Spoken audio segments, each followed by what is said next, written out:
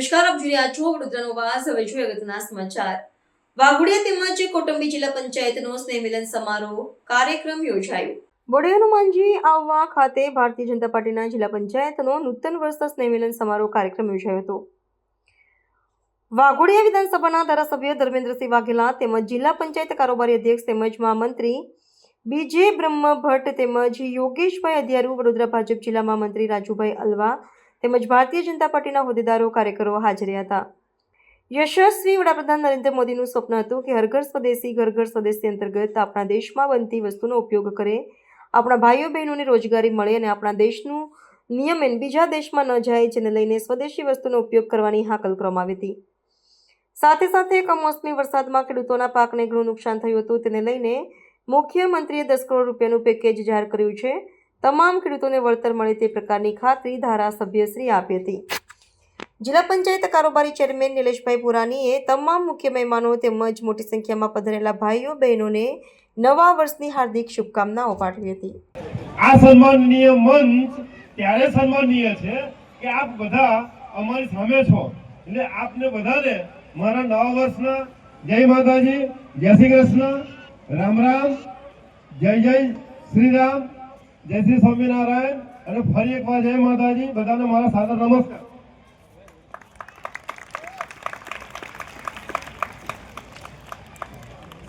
આપ બધા જ્યારથી મને આશીર્વાદ આપીને જિલ્લા સદસ્ય તરીકે વડોદરા જિલ્લા પંચાયતમાં બેસવાનું સૌભાગ્ય આપ્યું છે અને આપની પાર્ટીએ મને પહેલા આરોગ્ય સમિતિને અત્યારે કારોબારી જવાબદારી આપી છે, ત્યારથી લઈને આજ સુધી મને યાદ છે કે તાલુકાના વિકાસ માટે, દરેક ગામના વિકાસ માટે હું હંમેશા 108ની જેમ ચિંતિત રહી અને કદાચ પાર્ટીએ આ વખતે જિલ્લા પંચાયત સિદ્ધિ કાર્યક્રમ એટલે જ રાખેલો છે કે દરેક જિલ્લા સદસ્યો 5 વર્ષમાં કરેલા કામોનો હિસાબ આપે.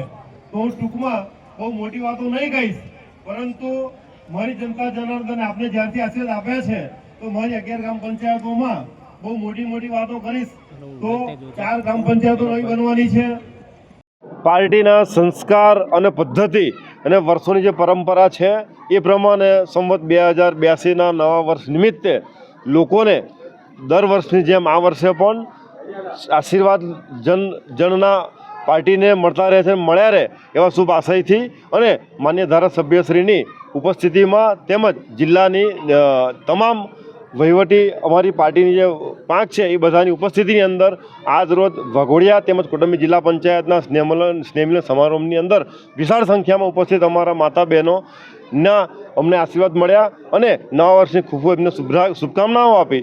અને આ વર્ષે આખા દેશમાં જ્યારે વિશ્વની આપને ચોથી અર્થવ્યવસ્થા છે ત્યારે મા ભારતીને પરમ વૈભવે પહોંચાડવા માટે આપણા ગુજરાતના સપૂત માનનીય મોદી સાહેબની સાથે ખભે ખભા મિલાવીને આપણે બધા જ આત્મનિર્ભર ભારત, હર ઘર સ્વદેશી, ઘર ઘર સ્વદેશી દ્વારા મજબૂત બનાવીએ એવી આ થીમ સાથે અમે તમામ લોકો એક હૃદયના ઉમળકાથી નવા વર્ષને વધાવીને એકબીજાને શુભકામનાઓ આપવા માટે અને બધા જ ચાલક બળ બની અને વિશ્વ નેતા મોદી સાહેબની સાથે સાથે મા ભારતીને પરમ વૈભવે પહોંચાડવા માટે આપણે લાગી જઈએ એવી નેમ સાથે આજના આ સ્નેહ મિલન સમારોહની અંદર મારી સાથે ઉપસ્થિત તમામ પાર્ટીના ચૂંટાયેલા અધિકારી, પદાધિકારીઓ અને ઉપસ્થિત વિશાળ સંખ્યામાં સરપંચો વગેરે એકબીજા સાથે શુભકામનાઓની આપ-લે કરી અને વિશાળ સંખ્યામાં બધાને શુભાશીર્વચન દાદા હનુમાનની નિશાની અંદર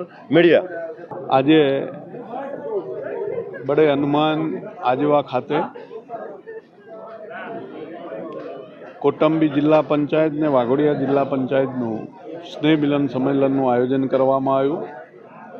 એની અંદર અમારા જિલ્લાના મહામંત્રી યોગેશભાઈ અધિયારુ, બ્રહ્મભટ્ટજી, બક્ષીપંચ મોરચાના મહામંત્રી ભાઈ શ્રી રોહિતભાઈ, જિલ્લાના તમામ સંગઠનના લોકો, વાઘોડિયા તાલુકાના પ્રમુખ જય જોશી, મહામંત્રી વિરેન્દ્રસિંહ, મહામંત્રી ભાઈ શ્રી જયમીનભાઈ, તાલુકા પંચાયતના પ્રમુખ ભાઈ શ્રી યોગેશભાઈ, આજુબાજુથી સૌ પધારેલ સરપંચશ્રીઓ, તાલુકા પંચાયતના સભ્યશ્રીઓ અને ખૂબ મોટી સંખ્યામાં પધારેલ ભારતીય જનતા પાર્ટીના સૌ કાર્યકર્તાઓ આજે અહીંયા ઉપસ્થિત રહ્યા.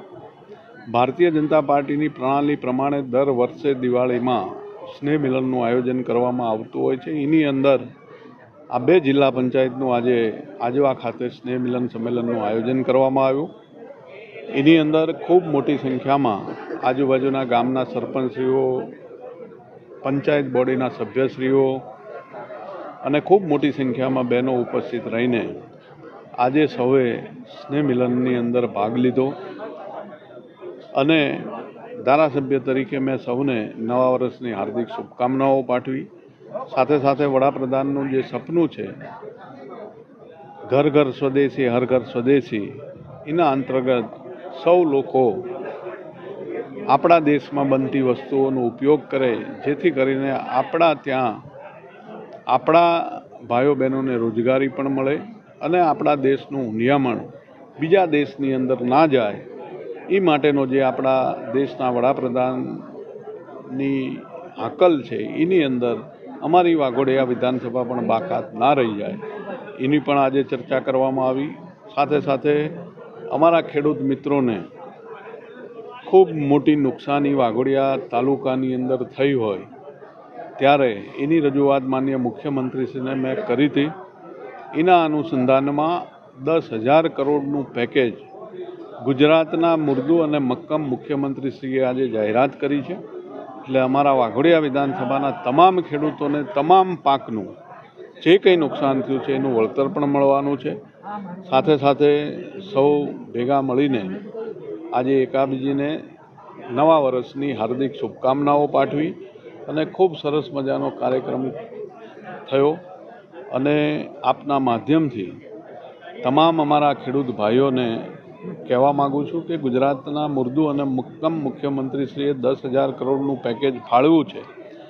એમાં ક્યાંય આપણા વાઘોડિયા વિધાનસભાનો ખેડૂત બાકી નહીં રહી જાય. તેમ છતાં પણ કોઈ જગ્યાએ કોઈ મુશ્કેલી હોય તો હું મારા ખેડૂત ભાઈઓની સાથે છું અને મારી જવાબદારી છે કે મારા તમામ ખેડૂતને આનું વળતર મળે. કારણ કે ખેડૂત ડીઝલ, ખાતર, બિયારણ ખૂબ મોંઘું લઈને પોતે મહેનત કરીને બિયારણનું જ્યારે પાક પોતાના હાથમાં આવવાની પરિસ્થિતિ તૈયાર થઈ હોય ત્યારે એના મોઢામાંથી આવેલો કોળિયો છીનવાઈ ગયો હોય ત્યારે અમારી સરકાર ખેડૂતની સતત ચિંતા કરી રહી છે અને તમામ ખેડૂતને વળતર મળે એ માટેના મારા તમામ પ્રયત્નો છે. અને મને વિશ્વાસ છે કે અમારો એક પણ ખેડૂત આ વળતરથી વંચિત નહીં રહે. વિશેષ અમારી આ સંગઠનની ટીમ, ચૂંટાયેલી પાંખ, અમારા સૌ ભારતીય જનતા પાર્ટીના હોદ્દેદારો, કાર્યકર્તાઓ સૌ લોકો પોતાનો કિંમતી સમય કાઢીને અહીંયા સ્નેહ મિલનની અંદર ઉપસ્થિત રહ્યા. એ તમામનો હું હૃદયથી ખૂબ આભાર માનું.